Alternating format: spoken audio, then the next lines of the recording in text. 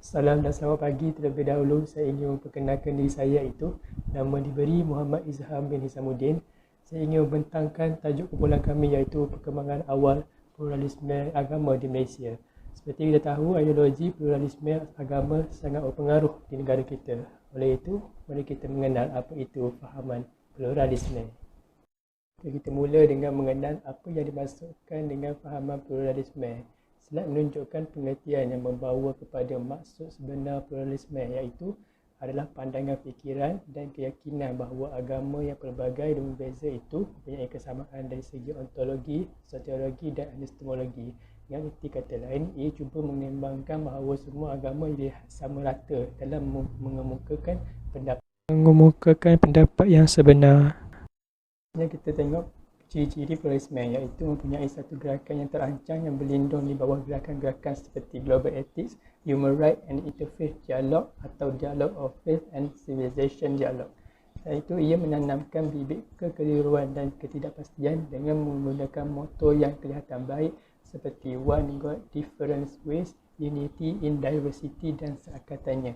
Ideologi dan fahaman pluralisme agama merupakan suatu serangan mental dan penjajahan pemikiran yang berbahaya terhadap Islam serta penganutnya. Ia dilakukan secara halus untuk mengelirukan pemikiran umat Islam atas nama rasional, toleransi dan perpaduan. Pluralisme agama lebih cenderung meletakkan akal melebihi agama kerana akal dianggap sebagai berautonomi dan mampu memikirkan segala-galanya. Kita lihat pula tokoh-tokoh yang pernah membawa fahaman pluralisme ini supaya ia dapat dikembangkan ke mana-mana sahaja di setiap negara. Yang pertama, Raimundo Panica, iaitu seorang paderi Katolik kelahiran Sepanyol. Yang kedua, kita ada Wilfred Caldwell Smith, iaitu pengasas dan mantan pengarah Institute of Islamic Studies di McGill University of Canada, dan John Hick, profesor teologi di Claremont Graduate School, California, USA. Assalamualaikum warahmatullahi wabarakatuh. Nama saya Muhammad Fuad Ilmi bin Harun. Nama metrik 2020856472. Okey, hari ini saya akan membentangkan berkenaan definisi pluralisme agama. Dari segi etimologi, pluralisme agama berasal dari dua kata, iaitu pluralisme dan agama. Dalam bahasa Arab diterjemah kepada at-ta'adudiyah dan adaniyah, manakala dalam bahasa Inggeris religion pluralism. Perkataan pluralisme menurut kamus bahasa Inggeris mempunyai tiga pengertian utama, iaitu pengertian kegerejaan, pengertian filosofis dan pengertian sosiopolitik. Manakala definisi agama dalam wacana pemikiran juga menimbulkan perdebatan dan polemik yang tidak kesudahan, sama ada dalam ilmu filsafat agama, teologi, sosiologi, antropologi ataupun dalam bidang perbandingan agama sendiri. Manakala para ahli sosiologi dan antropologi pula lebih cenderung untuk mendefinisikan agama dari sudut fungsi sosialnya, yang memahami agama sebagai suatu sistem kehidupan yang mengikat manusia dalam kelompok sosial. Manakala kebanyakan pakar teologi, fenomenologi dan sejarah agama melihat agama dari aspek ajarannya yang sangat asas, iaitu sesuatu yang suci. Seterusnya, kesan dan implikasi fahaman pluralisme agama. Yang pertama, implikasi akidah. Pluralisme agama sangat berpotensi untuk menghakis kemunian akidah para penganut Islam di Malaysia secara sedar maupun tidak. Pluralisme agama juga membuka pintu kepada kesyirikan dan kekufuran. Jika sudut akidah, umat Islam sudah terkompromi, maka sebenarnya keseluruhan jati diri keagamaan umat itu sendiri sudah tergadai. Allah Subhanahu Wa Taala sangat tegas dalam hal akidah berbanding aspek lain. Yang kedua, implikasi keutuhan umat. Jika kita sudah kompromi dalam bab akidah, maka umat sudah menghakis keutuhan umat dan menempuh kebinasaan walaupun mungkin kesan zahirnya tidak terus kelihatan. Setidak-tidaknya akan mencetus pertelingkahan dan perselisihan sesama Islam dalam bab akidah yang dititik beratkan oleh orang-orang Islam. Ini adalah kerana mustahil untuk umat Islam di Malaysia bersepakat atas satu kesesatan seumpama pluralisme agama. Yang terakhir adalah implikasi sosial politik. pluralisme agama juga akan membawa akibat buruk kepada situasi sosial politik umat Islam. Apabila kecemburuan umat Islam di Malaysia terhadap agama dapat dicairkan melalui fahaman ini, maka agama sebagai salah satu benteng paling kukuh bagi formula sosial politik di Malaysia juga akan dirobohkan.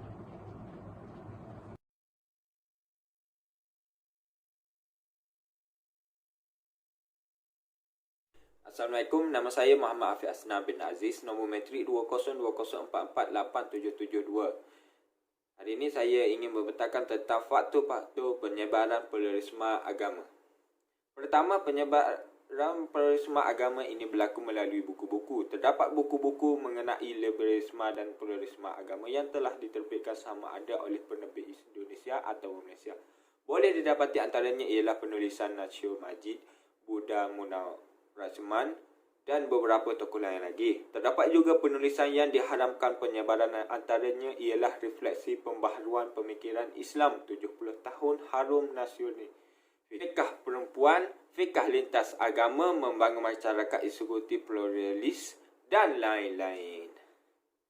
Buku yang diharamkan di Malaysia terdapat juga beberapa yang lain yang diterbitkan di bawah terbitan Middle Eastern Graduate Center, iaitu Islam untuk Menyerah, Hukum Barat pun Islam, Kahwin campur antara Muslim dan non-Muslim, dan lain-lain.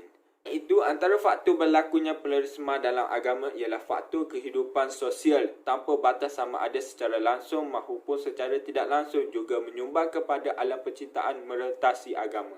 Pencampuran dalam aktiviti secara terbuka seperti berpersatuan dan terlibat dengan aktiviti kemasyarakatan membuka ruang untuk mengenali dengan lebih dekat.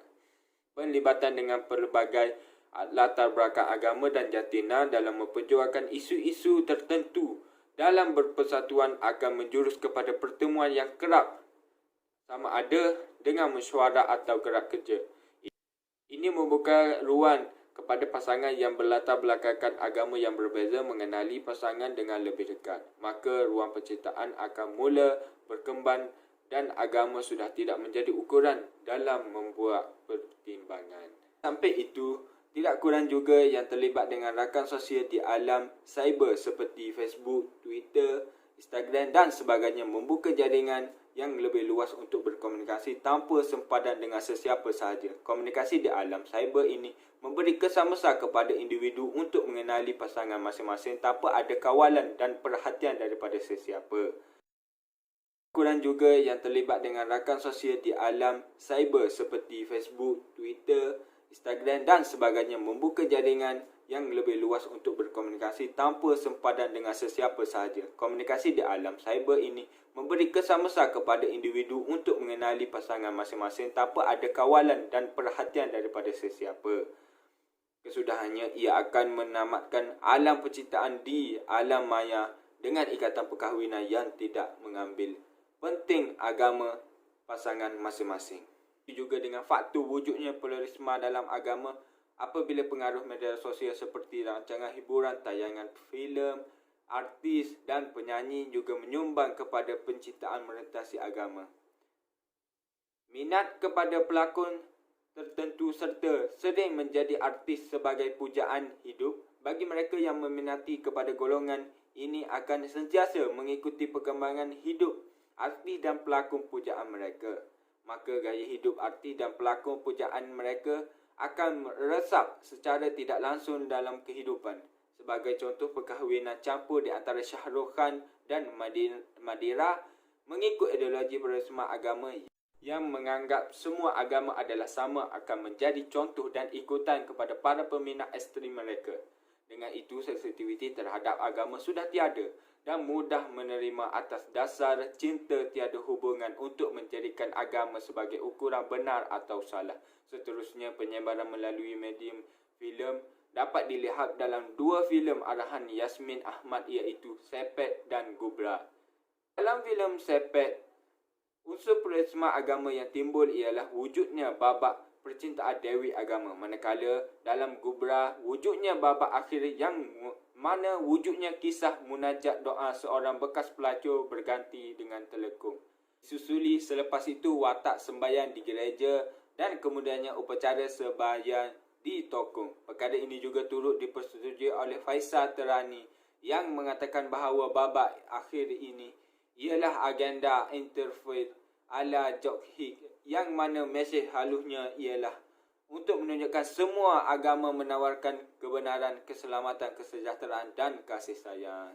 Seterusnya, penyebaran melalui majalah juga merupakan faktor penyebaran pluralisme agama. Menurut Muhammad Arifin, penyebaran juga berlaku melalui majalah. Sebagai contoh, Ulil Absar Abdullah dalam majalah Gatra 21 Disember 2002 mengatakan bahawa semua agama adalah sama, semuanya menuju ke jalan kebenaran. Jadi Islam bukan agama yang paling benar.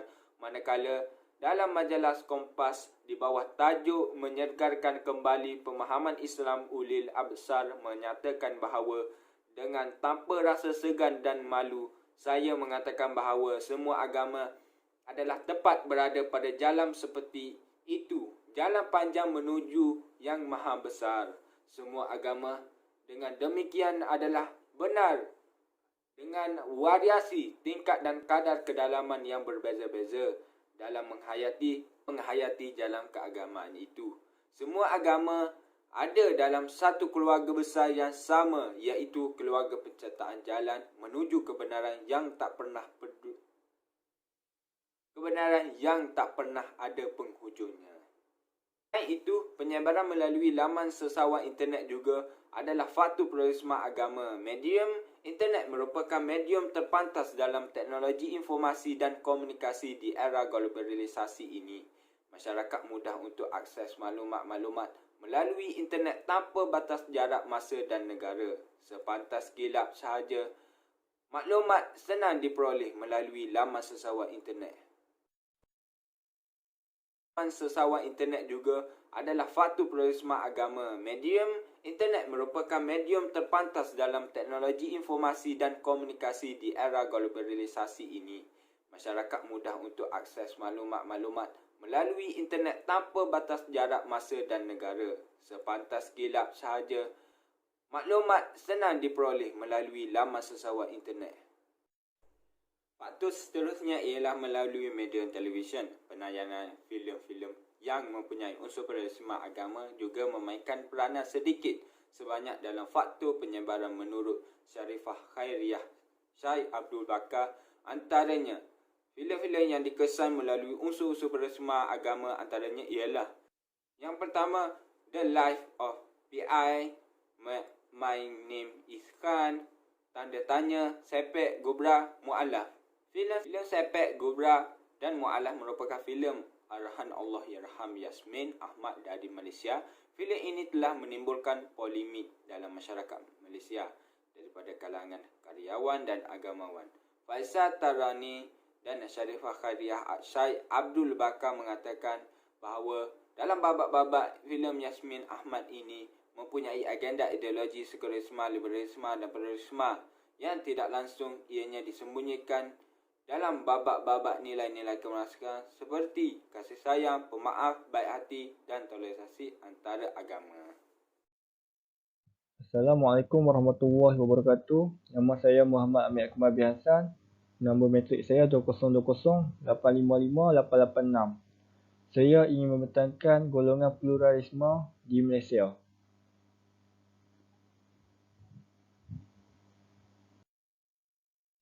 Menurut Ismail Mina Ahmad, golongan pluralisme agama di Malaysia terbahagi kepada 3, iaitu yang pertama, Kerajaan Langit Ayah Pin. Ayah Pin telah mempromosikan satu ajaran yang mengajar semua agama adalah sama dan setiap orang berhak untuk mengamalkan agama dengan apa jua cara yang mereka sukai. Arifin Muhammad, atau lebih dikenali sebagai Ayah Pin, merupakan seorang pengamat ajaran sesat. Beliau ialah pengasas kepada Kerajaan Langit dan disenaraikan dalam kumpulan agama sesat. Beliau dilahirkan di Beris, Kelantan. Ayah Pin telah menyifatkan dirinya sebagai Tuhan kepada semua agama dan mendakwa telah menerima wahyu dari langit untuk mengembangkan ajarannya di muka bumi. Beliau hanya bersekolah hingga darjah 2, namun beliau dianggap oleh kebanyakan pengikutnya sebagai Tuhan dan segala yang dilakukannya berasaskan wahyu yang diterima dari langit. Ayah Pin dilayan seperti raja dan segala kelengkapannya disediakan. Pada Disember 1997, Jabatan Agama Islam Terengganu mengisytiharkan kerajaan Ayah Pin palsu, sesat dan menyeleweng. Beliau pernah dihukum penjara selama 11 bulan dalam tahun 2001. Pada 2002, selepas tamat hukuman penjara, Ayah Pin dan pengikutnya mula memperluaskan kerajaan langit. Ayah Pin berkahwin sebanyak 4 kali, mempunyai 4 isteri dan dikurniakan 21 anak. Hasil dari perkahwinan tersebut, beliau meninggal dunia pada 22 April 2016 pada usia 74 tahun akibat sakit tua. Fahaman The Transcendent Unity of Religion atau Sophia Prentis.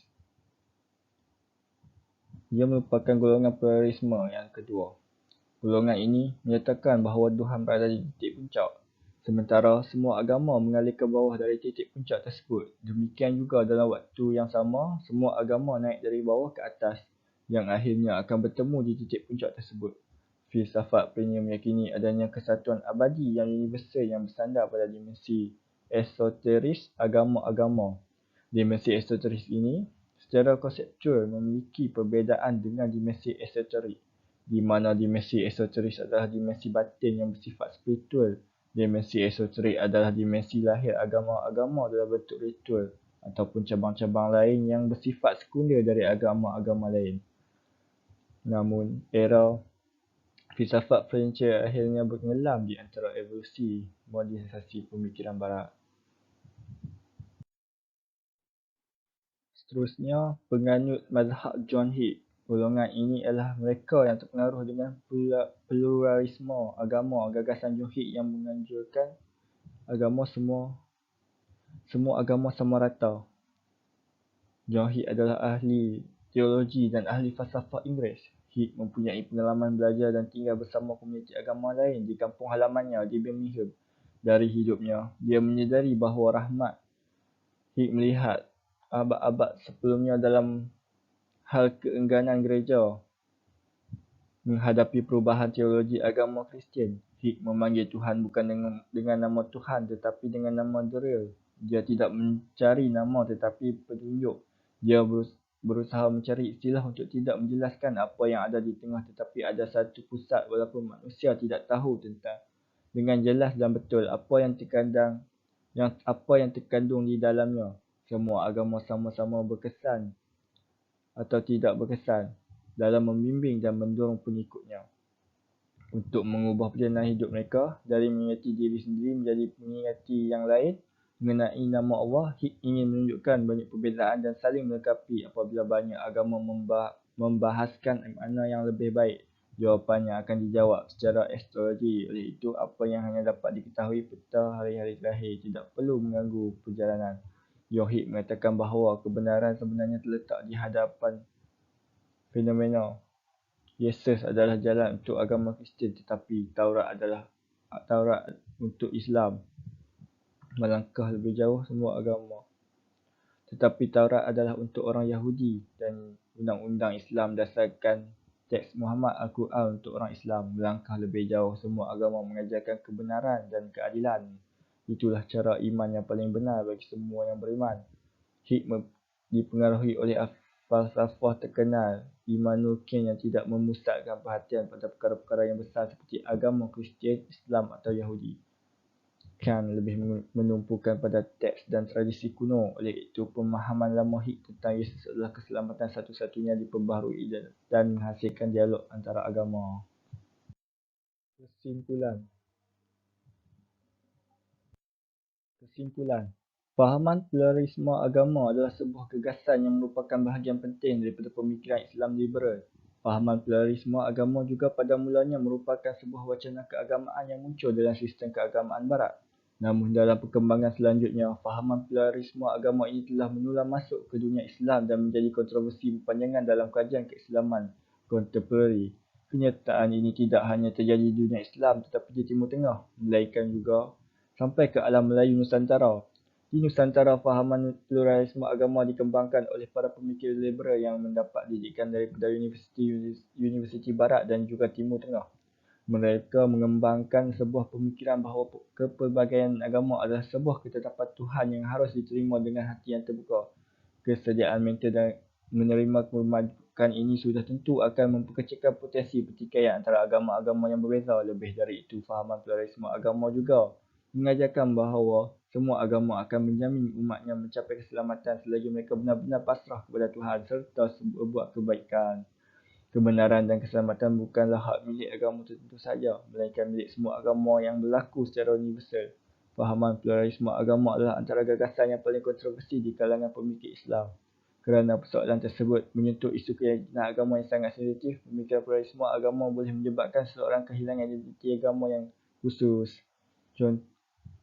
Sebagai contoh, pemikiran pluralisme agama yang menganggap bahawa semua agama dapat menjamin jalan keselamatan kepada penganutnya akan melemahkan akidah dan keyakinan seseorang terhadap agama sendiri dan sekaligus akan membuka peluang kepada proses perpindahan agama ataupun kemurtadan di kalangan masyarakat agama.